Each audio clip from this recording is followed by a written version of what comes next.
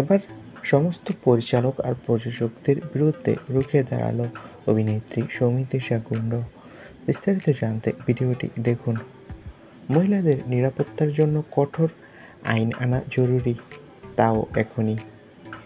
সম্প্রতি ভারতে অনেক উত্তাপ বেড়েছে, মেয়েরা হেনস্থার শিকার হচ্ছে। অভিনেত্রী সৌমিত্রা কুণ্ড সম্প্রতি ইন্টারভিউতে বলেছেন, এটা চক্রাকারে চলতেই থাকবে। অভিনেত্রী বলেন, আগে থেকেই আমরা জানি আমাদের ইন্ডাস্ট্রিতে অনেক প্রযোজক পরিচালকরা নারীদের দিয়ে খারাপ কাজ করাতে চায়, যদিও আমি সেগুলোর শিকার হইনি।